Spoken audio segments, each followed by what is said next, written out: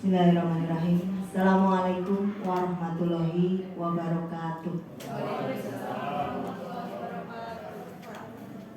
Alhamdulillah wa syukurillah la haula wala quwata illa billahil aliyyil azim.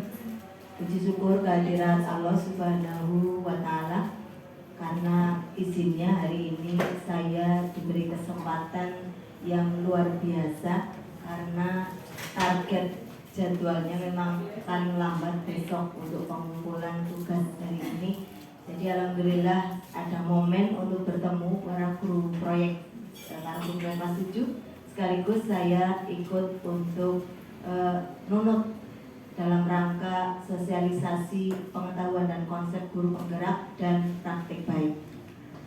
Sebelumnya salam dan sholawat kita senantiasa aturkan kepada junjungan kita Nabi Agung Muhammad SAW.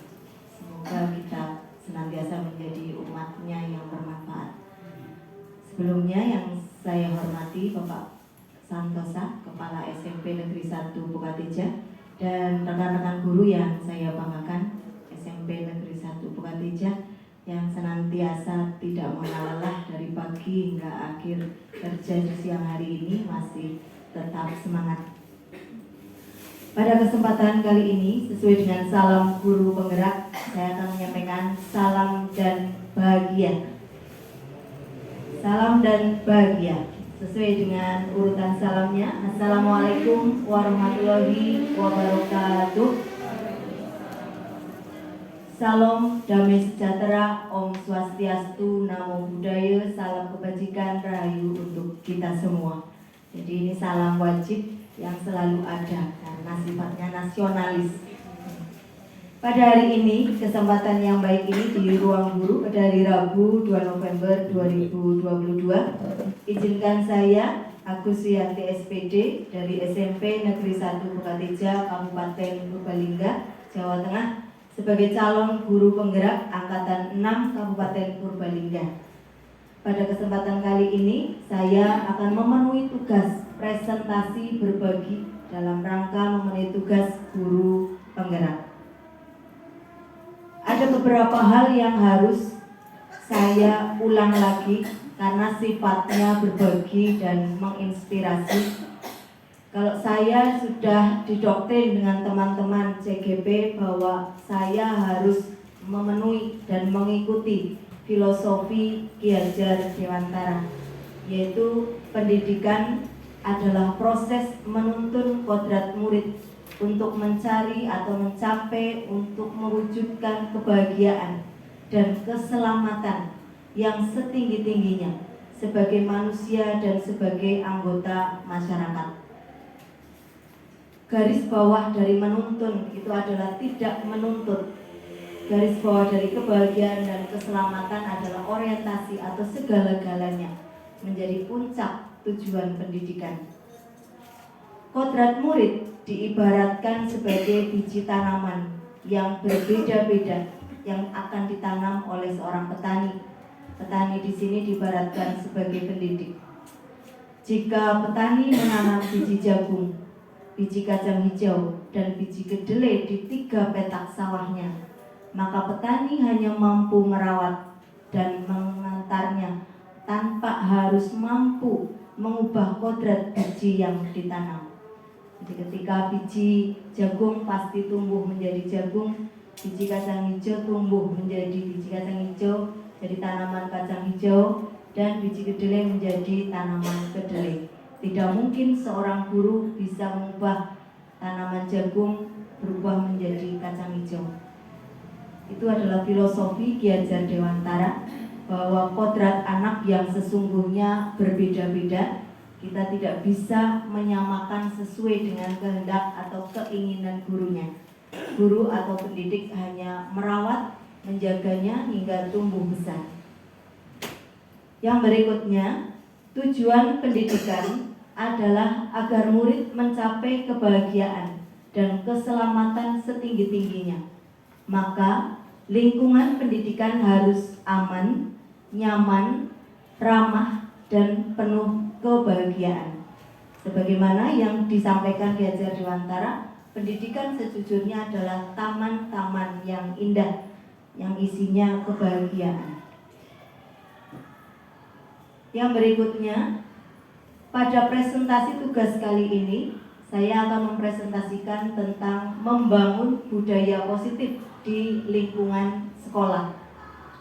Tujuan dari kegiatan presentasi adalah berbagi pengetahuan dan praktik baik budaya positif yang meliputi konsep tentang disiplin positif, nilai-nilai kebajikan universal, teori motivasi, hukuman, penghargaan dan restitusi, keyakinan kelas, kebutuhan dasar manusia dan dunia berkualitas, restitusi, posisi kontrol, dan restitusi pada segitiga restitusi. Ini masih asing, minun sewu Bapak Ibu. Saya sendiri juga nggak hafal, nggak paham kalau tidak membaca. Maka saya coba kenalkan satu persatu. Tahapan sebuah perilaku menjadi membudaya adalah yang pertama, paling bawah, perilakunya belum berkembang. Berikutnya, perilaku mulai berkembang. Selanjutnya, perilaku berkembang sesuai harapan. Berikutnya, perilaku ke arah pembiasaan. Yang paling baik dan ideal adalah perilaku sudah mengarah membudaya. Selanjutnya, apa itu budaya positif? Budaya positif adalah perwujudan perilaku manusia sesuai keyakinan diri yang juga disepakati oleh banyak orang sebagai nilai positif atau nilai baik sebagai kebajikan universal. Contohnya, budaya positif ini adalah keyakinan terhadap kebajikan universal atau kebaikan yang diakui kebenarannya oleh orang banyak. Sebagai contoh, budaya positif adalah berupa perilaku patuh dan tunduk pada kebajikan universal. Contoh-contoh kebajikan universal adalah menghormati, menyayangi, bekerja sama, toleransi, peduli, saling tolong-menolong, menjaga kesehatan, menjaga keselamatan. Ini contoh kebajikan yang diakui dan diyakini bahwa ini positif dan baik. Untuk selanjutnya nanti, keyakinan kebajikan universal ini ditetapkan sebagai keyakinan kelas atau keyakinan sekolah sebagai pengganti aturan atau tata tertib sekolah. Idealnya seperti itu yang diharapkan dari visi guru penggerak. Tetapi kondisi realita di lapangan kita harus tetap mempertimbangkan sekeliling murid. Tidak mungkin teori ini diterapkan tanpa memperhatikan kondisi sekeliling murid. Sekali lagi, keyakinan kelas, keyakinan sekolah sebagai kebajikan universal nantinya menggantikan aturan dan tata tertib di sekolahan. Yang berikutnya, bagaimana menumbuhkan budaya positif di lingkungan sekolah? Tentunya warga sekolahlah yang menciptakan lingkungan positif. Apa saja lingkungan positif yang ideal yang diharapkan? Yang pertama, memiliki keyakinan kelas atau keyakinan sekolah yang idealnya disusun bersama murid. Idealnya. Yang kedua, tumbuh disiplin positif, yaitu disiplin yang bersumber dari motivasi intrinsik. Jadi sadar dengan sendirinya. Kemudian menghapus konsep hukuman, tetapi menumbuhkan konsekuensi dan restitusi, yaitu kolaborasi guru dan murid dalam menyusun solusi. Sangat ideal karena tidak ada proses hukuman. Yang berikutnya, mengurangi penghargaan yang menyebabkan ketergantungan. Di dalam budaya positif, penghargaan ternyata bersifat menghukum. Ketika tidak diberi penghargaan, maka anak berhenti untuk berusaha. Konsep dari budaya positif seperti itu. Ketika diberi hadiah buku, maka secara teori itu menyebabkan ketergantungan. Motivasinya muncul dari luar, tidak dari dalam diri murid. Yang berikutnya adalah upaya menciptakan lingkungan yang positif. Kuncinya adalah menciptakan disiplin positif. Makna yang umumnya dipahami orang, disiplin adalah menuntut seseorang untuk patuh terhadap aturan. Kecenderungan umum adalah menghubungkan kata disiplin dengan ketidaknyamanan, bukan dengan apa yang kita hargai atau pencapaian suatu tujuan mulia. Jadi lebih garis bawahnya, disiplin umumnya saya awal memahami adalah berupa kepatuhan terhadap aturan dan tata tertib yang sudah ditentukan sekolah.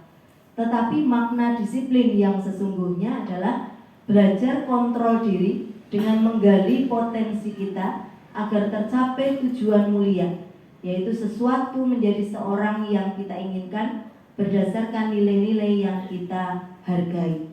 Jadi disiplin itu harus muncul dari motivasi keinginan diri untuk menjadi lebih baik. Menurut budaya positif begitu. Saya disiplin positif, berarti saya sudah sadar sepenuhnya bahwa saya harus menggali potensi diri untuk selalu lebih baik, belajar terus untuk lebih baik. Yang berikutnya, uraian disiplin positif menurut teori kontrol atau teori pilihan Dr. William Glasser adalah yang pertama, sesungguhnya Anda tidak bisa mengontrol orang lain, hanya Anda yang bisa mengontrol diri sendiri. Sesungguhnya saya bisa diatur oleh orang lain, tetapi bisa berontak di dalam diri saya. Saya tidak suka diatur, tetapi karena ini ada motivasi takut mendapat hukuman. Jadi itu yang diharapkan dari teori disiplin positif. Sesungguhnya Anda tidak bisa mengontrol orang lain, hanya Anda yang bisa mengontrol diri Anda sendiri. Makna disiplin di sini adalah belajar kontrol diri dengan menggali potensi kita agar tercapai tujuan mulia, yaitu menjadi seseorang yang kita inginkan berdasarkan nilai-nilai yang kita hargai dan yakini. Yang kedua, berdasarkan teori kontrol, ternyata semua perilaku memiliki tujuan, termasuk perilaku pelanggaran terhadap keyakinan diri. Itu ada tujuannya. Ketika memiliki tujuan, pasti bersumber dari motivasi. Motivasi ada dua. Yang pertama motivasi ekstrinsik atau dari luar, biasanya karena takut sehingga menghindari hukuman. Kemudian yang kedua karena ingin mendapat imbalan. Tetapi motivasi intrinsik ini berbeda dari dalam diri, yaitu untuk menghargai diri sendiri karena sudah yakin dengan nilai-nilai kebajikan universal yang sudah disepakati pada keyakinan kelas. Ya, ini ideal sekali. Jadi motivasinya harus ada dari dalam diri sendiri, bukan pengaruh dari luar. Yang berikutnya, kenapa harus menghapus hukuman supaya muncul budaya positif? Hukuman bersifat negatif, kemudian menunjukkan identitas gagal. Beberapa yang saya garis bawahi, ternyata hukuman menjadi sesuatu yang menyakitkan dan harus terjadi. Bahkan lebih besar dampaknya ketika anak menjadi agresif, dendam, hingga menjadi pasif atau antipati. Ini bisa terjadi bahkan berpuluh-puluh tahun tidak bisa hilang. Kemudian, kenapa kita harus mengembangkan konsekuensi dan restitusi? Konsekuensi dan restitusi adalah identitas sukses yang melatih disiplin positif. Apa bedanya konsekuensi dengan restitusi? Konsekuensi ditentukan oleh gurunya dengan sepengetahuan murid. Tetapi ketika restitusi, ada kolaborasi murid dan guru untuk menemukan solusi atas masalahnya. Yang paling ideal adalah restitusi. Murid diajak kolaborasi, dan berpikir untuk menemukan solusi atas masalah yang dialami. Selanjutnya, kita coba cek apa sih perbedaannya antara hukuman dan konsekuensi. Yang pertama, anak diminta mencatat 100 kali di dalam buku kalimat, "Saya tidak akan terlambat lagi karena terlambat ke sekolah." Ini masuk hukuman. Lari mengelilingi lapangan basket 2 kali karena terlambat hadir di sekolah. Ini juga hukuman. Kemudian murid diminta untuk push up 15 kali karena tidak menggunakan masker ke sekolah. Ini hukuman juga. Kemudian menggantikan kertas tugas teman yang telah dicoret-coret. Ini konsekuensi. Membersihkan tumpahan air di meja tulis karena tersenggol pada saat belajar, konsekuensi. Jadi kalau saya ambil kesimpulan, konsekuensi hampir mirip seperti hukuman tapi yang positif begitu. Kalau murni hukuman biasanya ada unsur menyakitkan baik secara fisik maupun mental. Yang paling ideal adalah restitusi. Apa itu restitusi? Menciptakan kondisi bagi murid untuk memperbaiki kesalahan mereka sehingga mereka bisa kembali pada kelompok mereka dengan karakter yang lebih kuat. Restitusi juga merupakan proses kolaboratif yang mengajarkan murid mencari solusi untuk masalah mereka. Ini ideal sekali ya. Yang bisa diajak berpikir tentunya anak-anak yang mau mikir, tapi sangat ideal. Kita coba cek posisi kontrol yang selama ini sudah kita alami dan kita lakukan dan dominan yang mana. Apakah selama ini kita menjadi pendidik yang suka sebagai penghukum, ataukah suka sebagai pembuat orang merasa bersalah, ataukah posisinya seringnya menjadi teman bagi murid, ataukah posisinya sering menjadi pemantau bagi murid, atau yang paling ideal adalah manajer. Jadi kalau penghukum dia tidak mau tahu, misalnya saya tidak mau tahu, punya kamu harus menyapu halaman ini sampai bersih. Nah itu tidak mau tahu, harus, kata-katanya harus. Atau pembuat orang merasa bersalah. Apa kamu tidak kasihan dengan orang tuamu yang sudah memberimu uang saku setiap hari? Apa kamu tidak kasihan sama bu guru yang sudah menjelaskan panjang lebar? Kamu cerita sendiri. Itu tipe yang membuat orang merasa bersalah. Ketika tipe teman, dia seperti tidak ada gap antar guru dan murid, bercandanya sama. Anak patuh, murid patuh seperti kepada teman yang sangat dihormatinya, tetapi bersifat kecenderungan ketergantungan. Ketika gurunya tidak ada, udah. Tapi ketika gurunya ada, sebagai teman dia patuh. Begitu. Yang berikutnya adalah pemantau. Ini tipe yang sangat disiplin terhadap aturan yang berlaku. Kamu tidak berangkat sekolah, tidak ada keterangan. Saya tidak mau tahu karena aturannya kalau tidak ada keterangan, tidak ada WA, tidak ada surat, saya kasih alfa. Nah itu berarti pemantau sesuai dengan aturan yang berlaku. Tipe yang paling baik adalah manajer. Memanggil murid, berdiskusi bersama, berkolaborasi, restitusi kekeliruannya di mana. Kalau misalnya murid melakukan salah, harus dikuatkan. Oh iya, manusia tempatnya salah. Guru juga dulu pernah melakukan kesalahan. Baru ditunjukkan kesalahannya dan ditemukan solusinya. Yang berikutnya, mengapa muncul perilaku murid yang melanggar keyakinan kelas? Semua pelanggaran ada alasannya. Alasan utamanya adalah karena cara memenuhi kebutuhan dasar yang masih salah atau keliru sehingga merugikan orang lain. Kebutuhan dasar apa yang anak-anak harus penuhi termasuk manusia pada umumnya? Kebutuhan bertahan hidup, makan, minum, tempat tinggal, ekonomi, sandang, dan lain-lain. Jika tidak terpenuhi, maka murid cenderung mengambil hak orang lain. Contohnya memalak, mencuri, dan lain-lain. Yang kedua, kebutuhan kasih sayang dan rasa diterima. Jika tidak terpenuhi, maka murid jadi mencari-cari masalah untuk minta perhatian atau minta diperhatikan. Yang ketiga, kebutuhan penguasaan. Jika tidak terpenuhi, maka murid menjadi menguasai temannya, mengendalikan temannya, selalu dominan dan egois. Yang keempat, kebutuhan kesenangan. Jika tidak terpenuhi, maka murid mencari kesenangan dengan caranya sendiri, yang terkadang mengganggu, bahkan merugikan orang lain. Dan yang terakhir, kebutuhan kebebasan.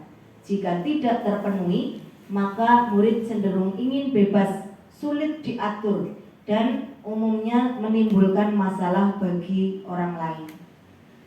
Ini cara yang paling ideal.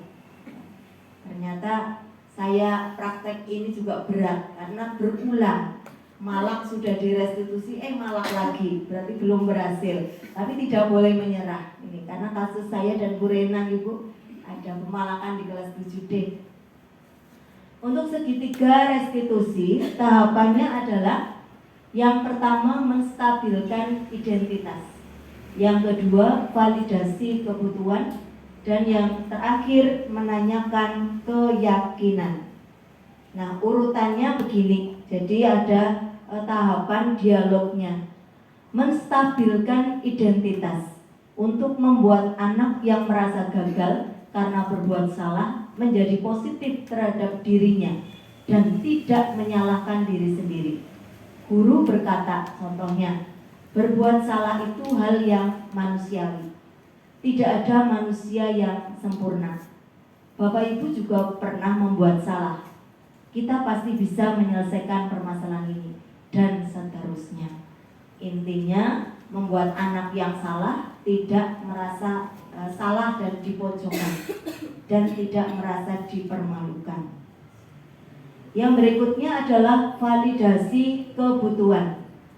Pada tahap ini membantu murid mengenali basic kebutuhan dasar yang ingin dipenuhinya ketika melakukan kesalahan itu. Contoh dialognya adalah, kamu bisa saja kan melakukan hal yang lebih buruk, tapi kamu tidak melakukannya. Atau kata-kata yang lain yang tidak menjatuhkan. Apakah kamu bisa melakukan dengan lebih baik besok lagi? Dan seterusnya. Tadi kamu memukul, untung saja tidak melakukan dengan alat-alat yang berbahaya. Nah, misalnya seperti itu. Yang selanjutnya ditutup dengan menanyakan keyakinan. Anak melihat kesalahannya dihubungkan dengan norma sosial dan nilai-nilai yang mendasari manusia berinteraksi dengan orang lain. Contoh dialognya adalah, apa nilai yang kita percaya di kelas atau sekolah kita? Kamu ingin menjadi anak seperti apa? Dan seterusnya, sampai muncul ide atau gagasan untuk memecahkan masalah sampai pada tindakan restitusi.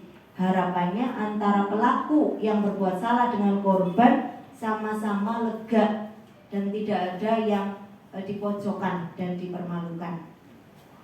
Berikut adalah terakhir dari saya, yaitu contoh dari kegiatan restitusi. Ada suaranya.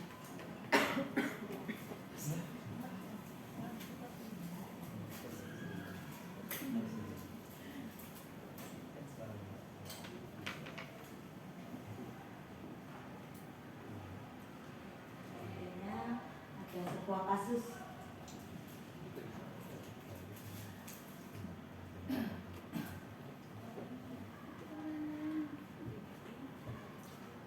Ada anak yang menangis karena ditolak oleh kelompok lain. Jadi dia tidak memiliki kelompok. Harapannya ini nanti dipanggil yang sudah menolak, namanya Felisa. Menurut teori, muka atau ekspresi wajah guru harus tetap senyum dan tanpa ketegangan. Jadi saya nggak, ini nilainya mungkin agak kurang bagus karena kurang senyum. Meskipun dengan anak-anak yang bermasalah, mukanya harus senyum, kata-katanya harus tetap halus, dan seterusnya. Oke. Saya kira itu saja dari saya. Terima kasih. Ini adalah kondisi ideal, yang sangat ideal yang saya peroleh dari pendidikan guru penggerak. Harapannya semoga bermanfaat, setidaknya menambah referensi dan semoga menginspirasi. Oke. Budaya positif adalah budaya yang paling bijak dan paling ideal. Itu seperti malaikat, ya. Kalau kita manusia biasa, untuk menciptakan kondisi yang positif, yang kondusif, kita sesuaikan dengan lingkungan anak masing-masing. Karena kecenderungan anak sekarang tipenya berbeda. Saya berprinsip ketika ada besi yang sangat keras, ketika mau dibentuk menjadi pisau, menjadi alat-alat masak, maka dia harus ditempa dengan keras karena karakternya keras. Kalau ada adonan tepung mau kita buat menjadi kue, karena memang karakternya lembut, kita tidak perlu keras-keras untuk menempanya. Saya lebih percaya yang seperti itu. Terima kasih atas kesempatannya. Saya akhiri. Terima kasih atas kesempatannya Pak Santosa dan teman-teman. Saya akhiri. Mohon maaf bila ada kesalahan. Assalamualaikum warahmatullahi wabarakatuh.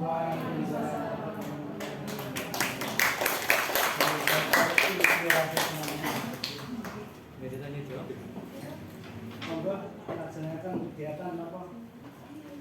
Rapat P5.